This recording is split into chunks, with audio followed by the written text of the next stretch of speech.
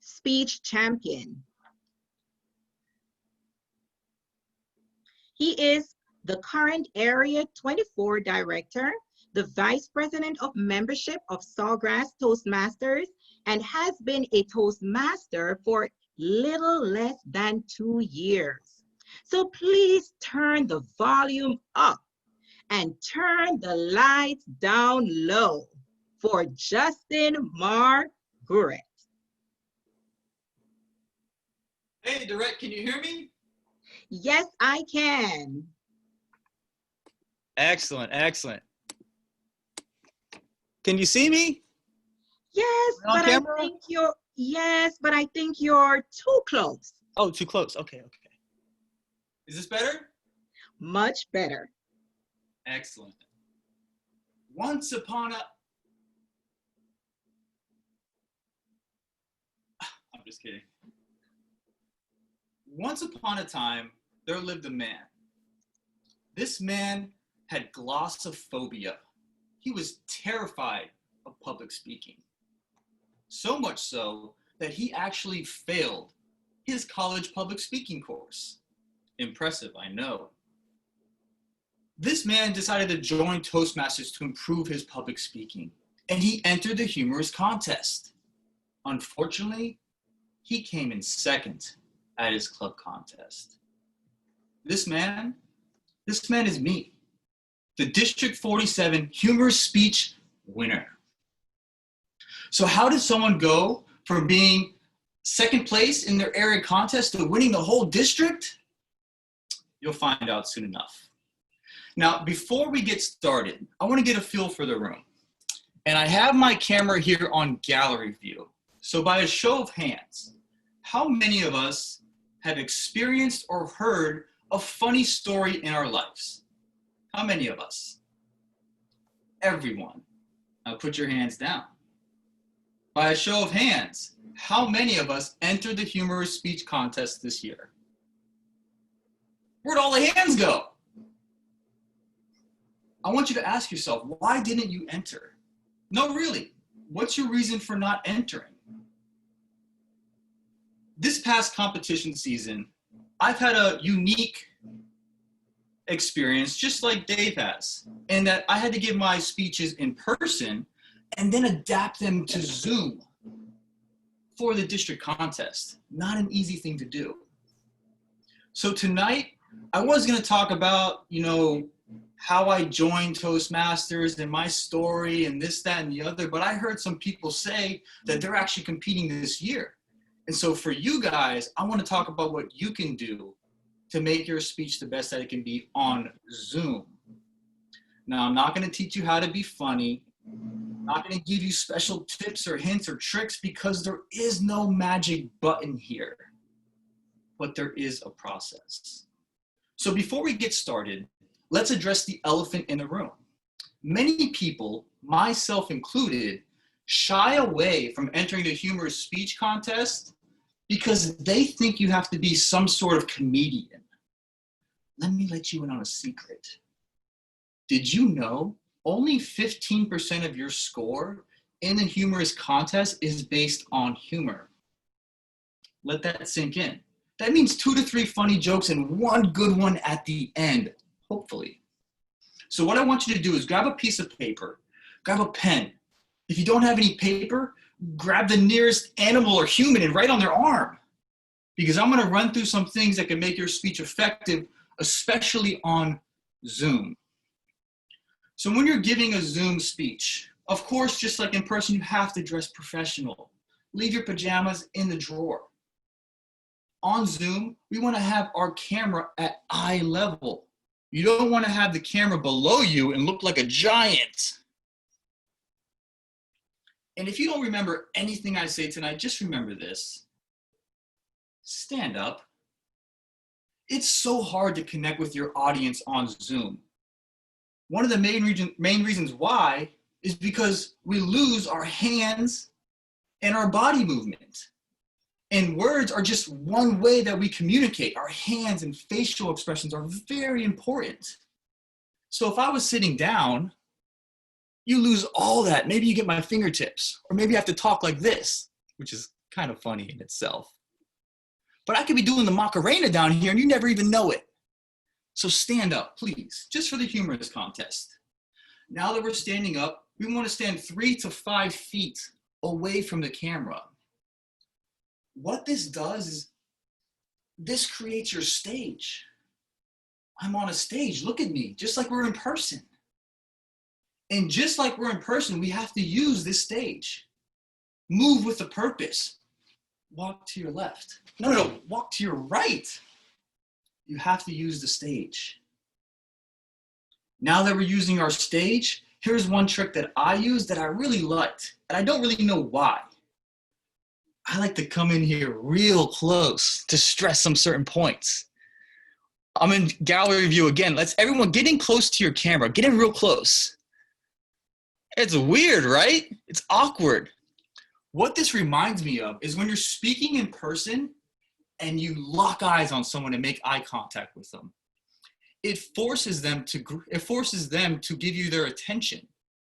And I feel like this does the same thing.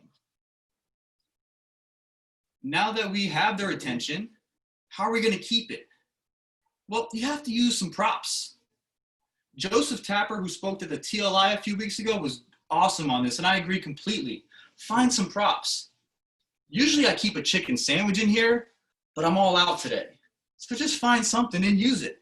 My hair is a little out of place. So those are just some tips for Zoom. But really what's gonna make your speech special and stand out is practice. We'll skip the cliches and talk numbers. I gave my winning speech to 4 different clubs a total of 14 times. I practiced it over 100 easy. Each time, I gained some feedback from a club officer, from a DTM, things that made my speech better. DTM Mohaje said, "We need more patois." DTM Jose Navarrete said, "Use some AirPods so the audience can hear you when you're moving around like an animal." DTM Matt Saverick said, "Hardwire your computer to the internet to make your internet speed faster." And the list goes on and on and on. Everyone knows Toastmasters can make you a better speaker and a better leader. What outsiders don't realize is the true value in Toastmasters comes from its members. The person to the left of you, the person to the right. They're there to guide you, lift you up, and make you the best speaker and leader that you can be. With that being said, I can go on for much longer than my time allows. But for the people in the room who are in the competition this year, I wish you the best of luck. Reach out to the person in your club. Reach out to Dorette. Reach out to myself. We're here to help.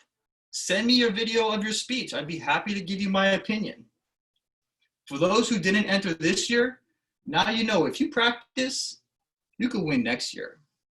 And I want to finish with this.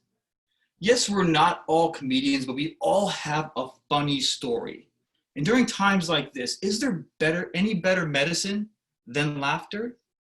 I found this quote by a guy named Benjamin Disraeli, who I believe is a British prime minister from hundreds of years ago.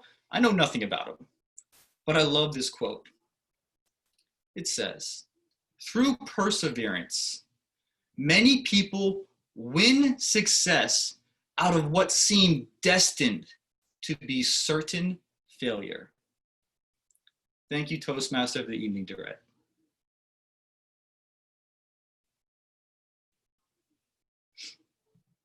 You are welcome. Thank you. Please join me in a virtual applause for our guest speaker this evening, Justin, Speaking to Win. Fantastic job. Our third speaker for this evening. Prior to going on to our third speaker, let us go ahead and put a quick minute on the clock. Let us provide our guest speaker some feedback. Let him hear from you. What have you gathered from his speech? So I'm going to ask for a timer to go ahead and put a minute on the clock, and everyone has the opportunity to send our guest speaker, Justin, some feedback. 1 minute on the clock. Thank you. Speaker for this evening, Mr. Dave Bricker. As a young man, Dave Bricker was inspired by the remarkable people he met in Miami's secret floating village. The sailboat anchorage a quarter-mile offshore from Miami City Hall attracted world travelers, squatters, and dreamers. All had remarkable stories to tell.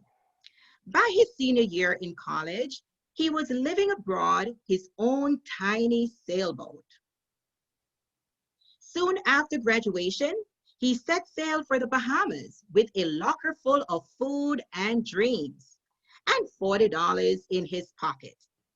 His voyage took him up and down the Bahamas, up the east coast of the US to Chesapeake Bay and across the Atlantic to Gibraltar.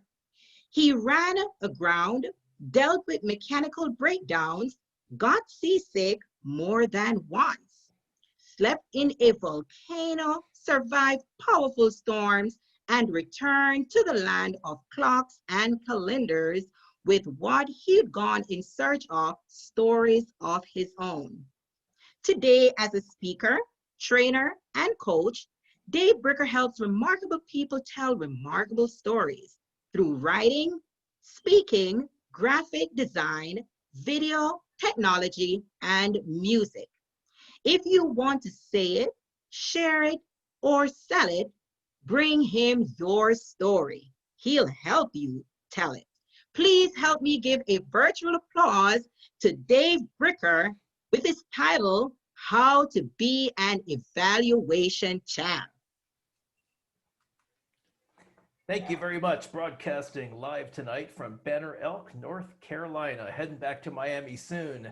Anyway, let's talk tonight about the evaluation contest. As was just said, why not enter? Especially this contest, you can't prepare for it. You just go and you actually get to tell people what you think and they will listen to you. So a few strategies you can use to be a good competitor in that contest. The first one is simple. Read the contest rules. If you look at the ballot for this contest and you look at the bottom, there are 15 points. 15% of the score is given just for giving a summary of the polishing points and critiques that you've given. Most of the people I competed against didn't give a summary in their contest entry, and therefore the best that they could have gotten was an 85. That's an easy way to get a leg up on this contest. Let's look at a few other things that affect a speech, and you can certainly use this in the contest, but why not use this every time you observe a Toastmasters speech to get ideas and insights to use on your own? The introduction. Does the introduction actually pull you in? Does the speaker ask a question? Do they deliver a statistic that's interesting? Did you know? Or imagine if? Something to pull you into the speech. If there's no hook in the opening, everybody's going to be checking their email during the speech. Does the beginning set up the ending? So many times somebody will begin talking about one thing and end talking about another. What is the speech about? Write your impression down. What did you get from the intro? And then when you get to the end, was the speech about what the speaker said it was going to be about? You'll be surprised how often it's not. Another thing that advanced speakers do is, instead of saying, I was talking with my mother and she asked me, Dave, what are you going to do today? Instead of talking about that, narrating the speech, you can narrate the idea. I was speaking with my mother. Dave, where are you going? I don't know, Mom. I'm just going out. You can act out a speech. You can show rather than tell the speech. It's much more live and in person. And one of the most important things, the purpose of a speech is to transform the audience. How do you want your audience to think, feel, or act differently in some way after they've heard you speak? So many speakers get up and they tell their story. I, for example, could tell the story of sailing across the ocean. You'll give that a little bit of attention, but if I don't make that a metaphor for your journey, the oceans that you need to cross in life and business, you're going to lose interest. You have to tell your story about the audience. Vocal variety is so important. Notice how I started a new section and I brought my dynamics back down? Simple things. So many speakers are what I call monodynamic. They put on their radio voice and they speak like this the whole time. Or they're just conversational and they speak like this the whole time. But there's no dynamics, there's no flow up and down, and it becomes boring. Do they use their full range? And I don't just mean their volume, I mean their range from low to high if they're scared. I mean their inflection. Are they asking a question? Are they being funny? There's range, there's inflection, there's pitch, and there's mild to wild. Are they using their full range? Because if they're only big, they're missing the bottom of their range. Loud to soft, low pitch to high pitch, mild to wild. And do they change voices to play characters? Like I did such a poor job in my dialogue example. My mother could have said, Dave, where are you going tonight? I don't know, Mom. I'm just going out. Changing voices allows you to play more than one part. It's simple, it's powerful, it's fun, especially if you start doing accents. Now let's look at speaking technique. The use of the stage is very different on Zoom, but as was just pointed out, you might make a comment and say, I ran 10 miles. Well, actually, I walked 8 of them, and come in to the camera, and I just pulled my headphone jack out, but I'll get back to it. Great speaking technique, right? Use of the stage. Or I might take a journey. I might start over here on the left and say, this is what happened in the past, and here's where I'm now, and here's where I'm going to go. Obviously better if you're standing up, but at least swivel your chair. Use the stage. Use the camera back and forth. Errol did a great thing on his speech, his international championship speech, where this is the one you guys didn't get to see that he was going to do, but he's pointing a gun at the camera and the autofocus locks in on his fingers and the blur in the background, just using the autofocus in the camera. Are you narrating or acting, as I discussed before? And what about those pauses? Very important, especially if you tell a joke. Say something funny, give the audience time to think. Ask a question, give them time to answer. And what are the emphasis words? The most important words in every sentence. Map them out. Body language, are you waving your arms around or are you making your 3 points? Are you doing something intentional? Props help if you need them. They can be very illustrative, very helpful. Are they clever or are they kind of tacky and expected? Ultimately, the most important thing, what is the transformation you intend for your audience? Did you feel anything from the speech? Did it reach you emotionally? Did you learn anything from the speech? Is there something that you're going to meditate on or think about? Did you change in any way? Are you going to act differently because of the speech? And do you want to connect with the speaker? Do you want to go up to them after and meet them and talk to them? My time is running out. Those are a few evaluation championship tips, and I will put my contact information in the chat if you have any further questions for me. Thank you for having me as a guest this evening. Please help me give a virtual applause to our guest speaker, Dave Bricker, this evening. To our dear timer, if you could go ahead and put a minute on the clock, I would love for everyone to be able to shoot Dave some feedback, let him know what you love about his speech, after which we're going to go into questions and answer section. So I hope you have all your questions ready for our champs this evening. So our timer, 1 minute on the clock. Thank you. Does it take you on a journey, or if the speaker is talking about themselves, is the speaker's story a metaphor for the listener's story?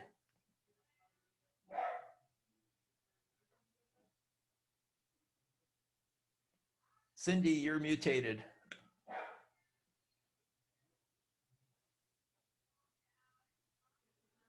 You're still muted, Cindy.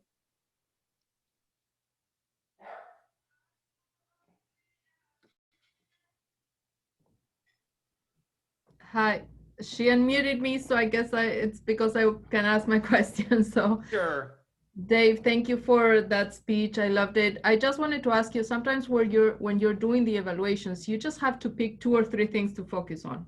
Is there a priorities? Are there 2 or 3 top things from all the humongous, awesome list that you gave us that you would focus on? Or does it just go with the speech that you heard? Well, with some practice, certain things jump out. I find that the 2 areas that most other evaluators don't focus on are the storytelling. Does the beginning match the end? Is it clear what the speech is about and what the outcome is? Pay attention to those, because most people would say, gee, something wasn't right about that story, and they don't know what it is, because maybe it's very dynamic and very interesting, but something didn't fit. Map that out, beginning to the end. The other one is dynamics, because somebody's getting up there and they're a big, bold speaker and they're entertaining. But do they ever, when they're having their big moment and then, oh, I was crushed. Do they go from big to small? Are they using that full range, or are they just rah, rah, rah the whole time? Look at those things, because the other evaluators will not catch them. Got it. Thank you so much. And then make a list, draw a line down the piece of paper and write down a few things to polish and a few things to recognize as strengths. Just little up arrow, little down arrow, so you can very quickly memorize it and use it. Awesome. Great tips. Thanks. Next question. I have a question, Dave. When you go into the room, you have 5 minutes to prepare your evaluation. Do you panic? What's your methodology for getting your thoughts together in such a short period of time? Well, I don't panic about any of this stuff, and it's not because I'm super confident. It's because the only person I'm competing against is myself. How do you beat somebody in a speaking contest? It's all based on opinion anyway. If I'm better than my last speech, I've won. So I don't go in there worried about anything. I go in there, I do the best I can. I try to get organized. I try to remember my important polishing points and my important critiques. I won't always remember all of them, but I'll remember most of them. I just give it my best. And usually 3 minutes in, I've sketched out what I'm going to say. And then I'm just looking it over, trying to keep it fresh in my mind. If I win, I win. If I don't, then let somebody who did a better job than me win. I don't care. Great answer. Linda, Eli. Do you have a technique for making those, putting that into your head in that time frame? I went to division last year, and it was quite obvious at division you couldn't have notes when you were on stage, and that was a challenge for me. I did well. I didn't place, but I did well for me, and I grew in that 6-week time frame. But I was wondering what I could have done to maybe make that a little easier for me. I think you only have 3 minutes to give an evaluation anyway, and you need to put a summary at the end. So don't try to commit too much to memory. Figure out what your 3 major positives and 3 major negatives are. And if the rest of them drop off, figure out what are your clever answers, the least obvious answers that the other evaluators are probably not going to come up with. What did you see that the judges are going to say, aha, Linda saw something. Oh yeah, she's right. Find those insights, because everyone else is going to pick up the obvious ones. Okay, well, that's our 5 minutes, and some very wonderful tips you just left us with. Thank you very much, Dave. Thank you so much for having me. I'm gonna hang out, and then I'm gonna have to drop off at 7 to go to another club. But thank you for all the questions and compliments and having me on board. Very good. We understand. Now let's take 5 minutes and have a Q&A with Justin. Justin, questions, anybody? Raise your hand. Andrea. Thank you, Madam Toastmaster. Justin, I don't see you. Where did you go? Where did you go? Oh, there you are. Of course, waving your hands. You are standing in a room. Are you using a microphone to bring your voice up, or are you really projecting? Because to stand that far away from the computer, you know, I wonder, what are you using technologically? So right now I'm using nothing. I'm talking really loud, but on competition night for the district, at the advice of DTM Jose Navarrete, I used AirPods because there's one point in my speech where I whisper and I'm far away and I was having trouble coming across the screen.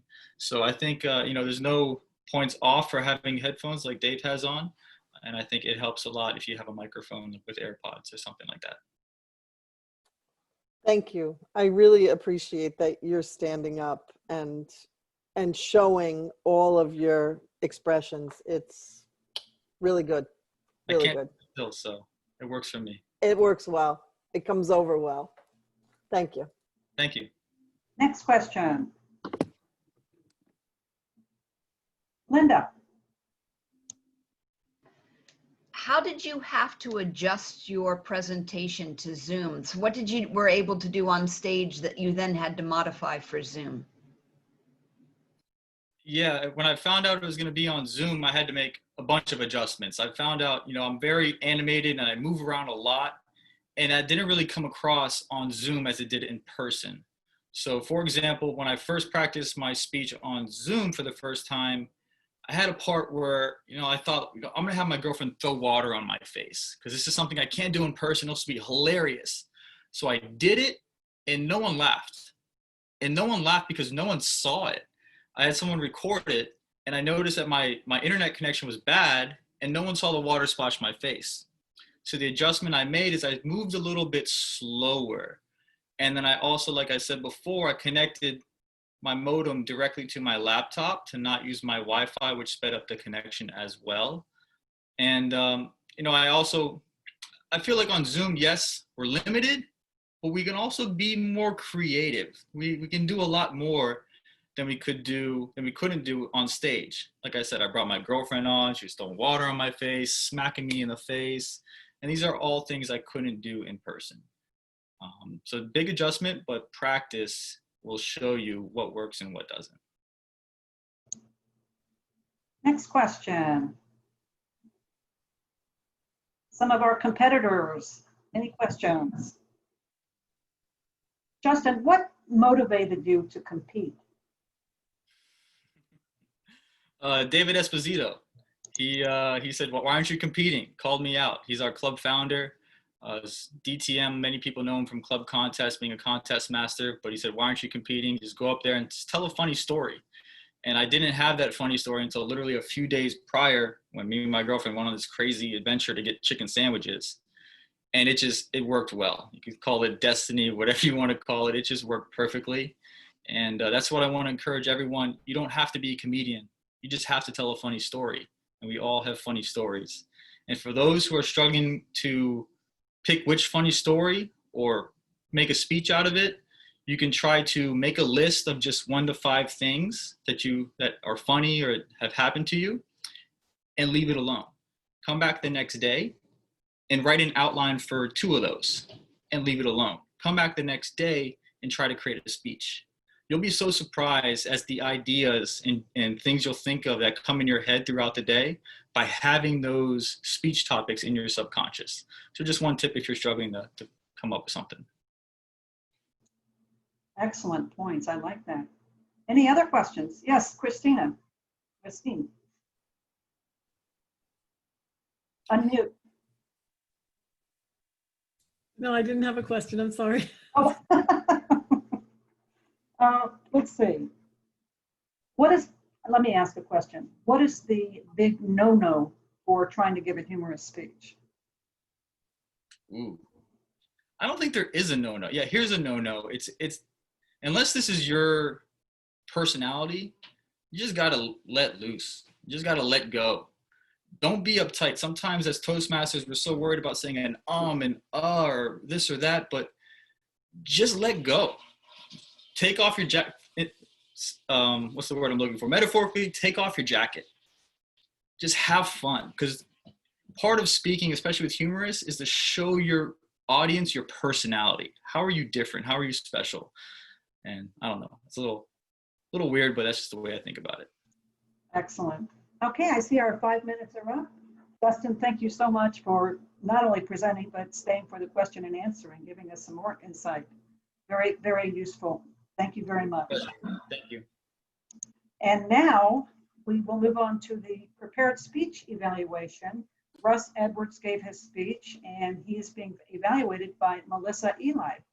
Melissa. Thank you, Madam Judge.